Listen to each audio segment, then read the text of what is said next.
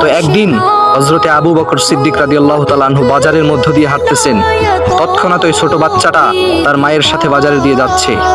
ছোট বাচ্চাটা তার মাকে ডাক দিয়ে বলল, মা মা, ওই যে দেখো আমাদের বাসায় যে মোবারক এসেছিল, তার সাথে যে লোক এসেছিল তাকে দেখা যাচ্ছে। ছোট বাচ্চাটা আবু বকর সিদ্দিক রাদিয়াল্লাহু তাআলা আনহুকে বলতেছে, প্রিয় ভাই, আপনার সাথে আমাদের বাসায় সেদিন একজন এসেছিল, যিনি বকরির পিঠে হাত দেওয়ার সাথে সাথে অসুস্থ বকরি দুধ দেওয়া শুরু করেছিল। সেই লোকটাকে আমরা দেখতে চাই, সেই মোবারককে আমরা দেখতে চাই।